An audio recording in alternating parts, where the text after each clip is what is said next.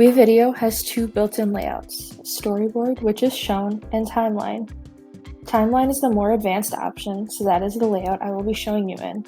To switch to Timeline, click the menu on the top left, and then near the bottom, select Switch to Timeline. A helpful tool in the timeline mode is the zoom feature in the bottom right corner, where you can zoom in closer for more precise editing, or zoom out for a more overview of the video. To learn more about these layouts, view our Getting Started video, linked in the description.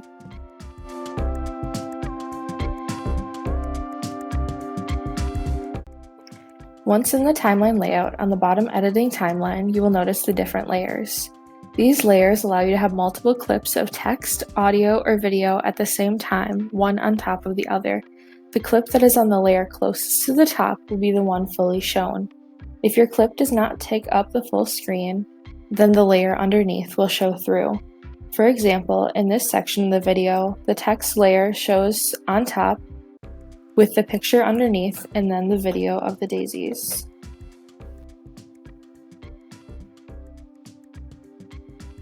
You can also change the size of each layer by clicking on the drop-down next to the name of the layer. To add a new video or audio layer, select the plus button on the top left of the layer section. To delete a layer, hover over the name of the layer you want to delete and click the trash can.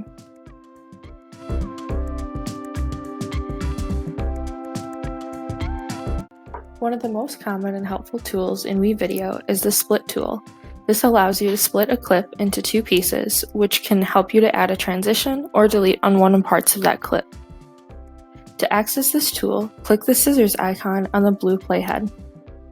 If you do not have a specific clip selected, then everything at that point will be clipped. But if only one layer is selected, then only that layer is affected by the clip. Another way to trim a clip is to click a clip and then hover over the end of that clip and click and drag to shorten it. Photos and text files can also be extended this way.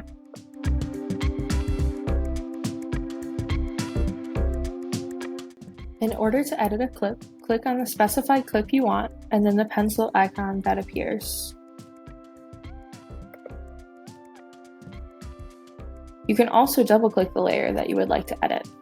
Depending on the type of clip, different options will appear. If it is a text clip, the first screen that will appear allows you to edit the text, font, size, and color.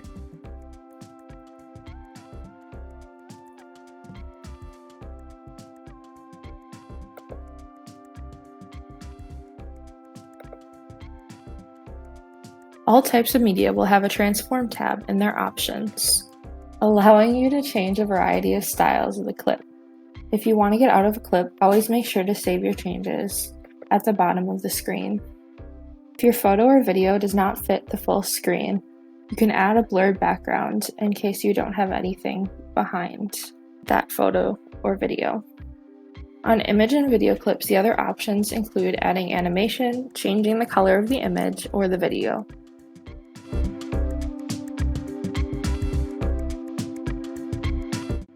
Another way to edit a video clip's volume level is on the timeline. If you only want to lower a section of the clip, this is where the split tool can come into play. To lower the volume of the full clip, select it and then select audio options. Here you can add a fade in and out, or you can change the whole clip's volume level. This will only change the selected clip's volume level, but if you want to change the whole track's volume level, on the left-hand side under the name of the layer, you can change the audio level for the whole track as well. Here you can see the completed video that we have now made. If you have any additional questions on what was covered in this video, please make a TechBar appointment at techbar.night.domains. Remember to check out our other videos on WeVideo, linked in the description below. Thank you for watching!